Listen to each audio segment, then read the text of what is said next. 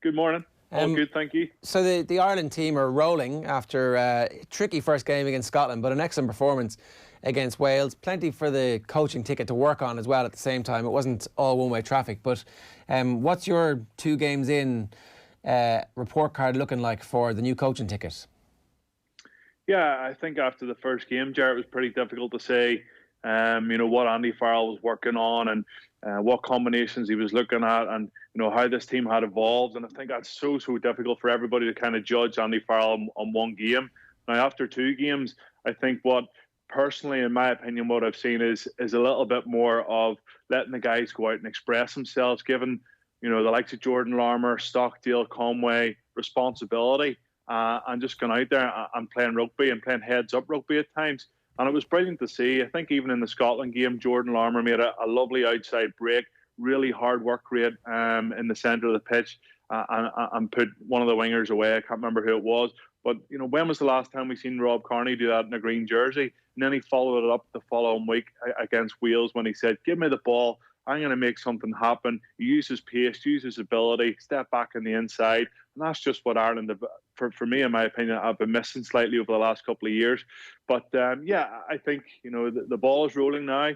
It was a bit of a shaky start. Every fan that I met walking into the Aviva Stadium against Wales was nervous, just because of that performance against Scotland. But I think the lads done everybody proud and put in a performance that we could say this is the kind of the footprint for Ireland moving forward. This is a blueprint of the way we want to play. So real positivity, Ger. It's obviously going to be a very different scenario and more difficult job against England. Our pack was able to really break even and be a bit more than break even against Wales. Their pack, the English pack, is much stronger. They talked about brutality. That's supposed to be the team's identity at the moment. They've got a 6-2 split in the subs bench as well. So what's that physical challenge going to be like for Ireland, and how do we measure up? Yeah, well, I think the physical challenge in the first game against Scotland really set us back a little bit.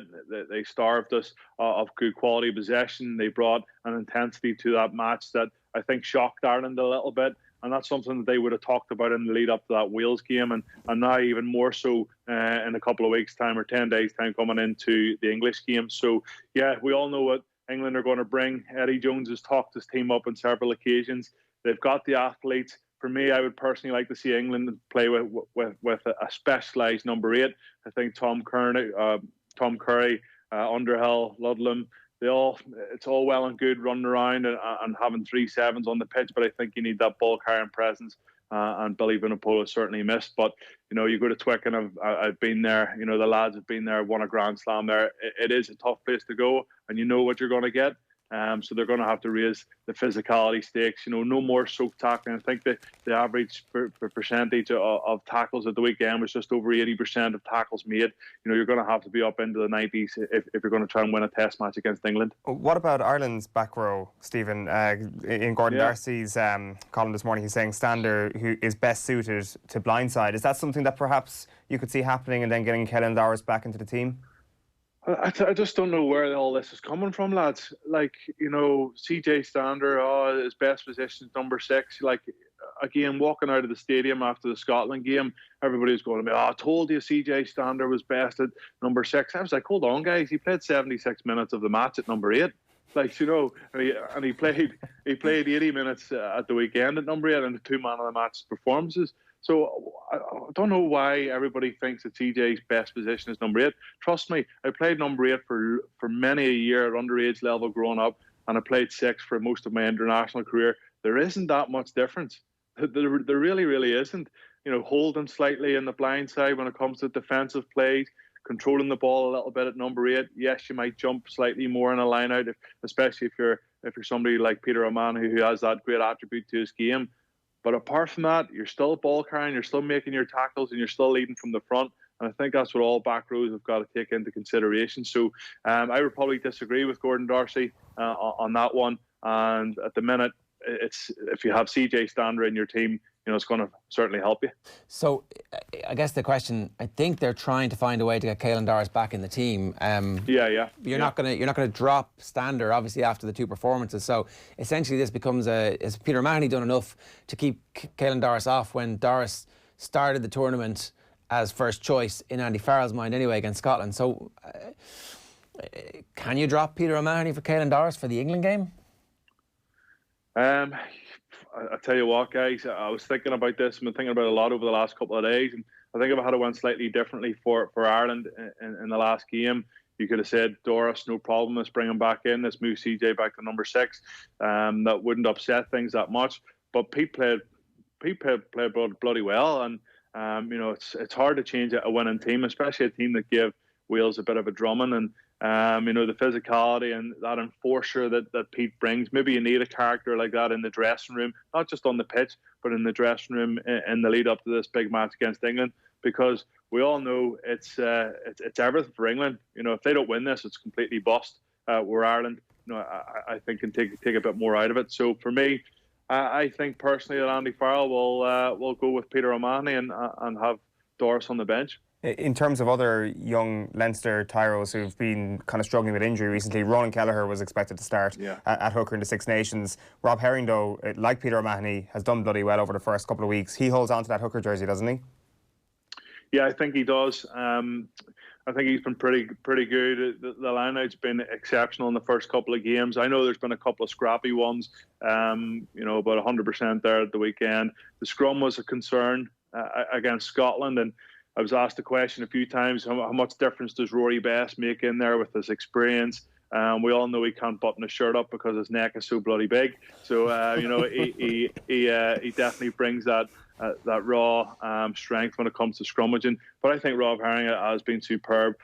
Question marks over his Ulster line-out throwing. Him and Ian Henderson haven't really worked this season when they've been wearing a white jersey, but it's all coming together in a green jersey. And Keller, geez, he's exploded onto the scene. I think he made his debut for Leinster only in April 2019. Scored a hat-trick against the Ospreys, backed it up, scored another couple of tries the next couple of weeks, and then all of a sudden you're into Europe and he scores in his European debut against Benetton, and he's just one of these lads that he's now built up a really good reputation, and I think he's just biding his time, and that's exactly the thing he should be doing. He's only a 22-year-old man.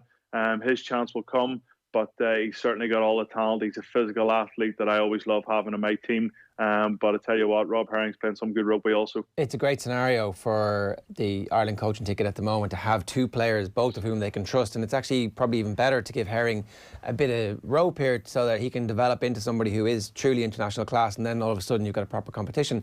Was Herring always this good, or is he actually stepping up? Has he surprised, obviously you see him week in, week out. Yeah. Has he surprised you a little bit how well he's done? Because he's been very good. No, he hasn't surprised me, Ger. I've obviously been in squads with him. He was around Ulster when I was there. A really good fella to have around the squad, and I think his performances on the pitch for Ulster, he's really led from the front. He's been the captain a number of times over the last couple of years for Ulster, also when Ian Henderson hasn't been there.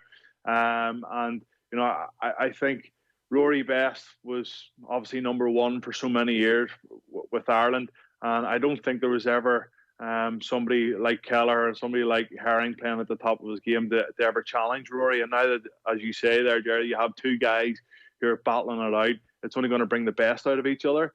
But Rob Herring definitely had it.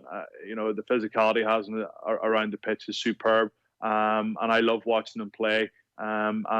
Fingers crossed he can keep this going because he's a top player. Yeah, he's 30. It's kind of the peak of his career, hopefully now, and he can maintain that as a front row for the next couple of years. I did want to ask you about Will Addison as well, because there's a lot of calls to put him in the team. Alan Quinlan was on with us. I don't know why though, Jer. Somebody who's played so little rugby over the last couple of months, to be thrown into an international jersey, like it doesn't add up. I'm a huge fan of Will Addison. I think he's got all the attributes. I think he's got all the skills. Every time he touches the ball, he seems to have time and space. But he's never fit. How can you play somebody that's never fit? Maybe it's this archetypal situation in Irish sport where, in your absence, we talk about you and talk about you, and your reputation becomes a world beater. Yep. I think maybe they just also want to see what it would be like having somebody else who has his distribution skills in the back line. Yeah, of course. I would love to see that. I would love to see a fully fit Will Addison been able to do that. But like I was chatting to Mark Cueto a couple of years from Seal Sharks. He's been heavily involved with the Irish Legends versus English Legends game over the last number of years, raising a lot of money for charity. And he was saying to me, he says, Will Addison, he says, Stevie, what an exceptional player. He says, absolutely fantastic. You know, you guys have got a real gem coming over to Ireland. However, when he's fit, but he's never ever fit. And I went, all right, okay. And this was a couple of years ago before he'd signed for Ulster. And now we're seeing the same thing. And, you know, I'm not one to preach about injuries, guys. I had my fair share and, you know, was on the sidelines for a hell of a lot of my career. But, you know, I think he just needs a run of games. And, you know, there's only so long you can kind of say that. He was patched up. I watched him against Bath in the European Cup. He was patched up for that game. I don't think he's finished the game in quite a long time. So, yeah, I'm not sure throwing him into an international setup against England or against France in the next few weeks is the right thing for him, to be honest. All right, Stevie, we'll leave it there. Great stuff with you this morning. Thanks a million for joining us. Thanks, lads. Always great to have Stephen Ferris giving us his thoughts on the situation with regards to the Ireland rugby team at the minute. If you have any comments for us, you can use the hashtag OTB AM, or you can follow us at Off the Ball AM is the specific Twitter account for this show as well.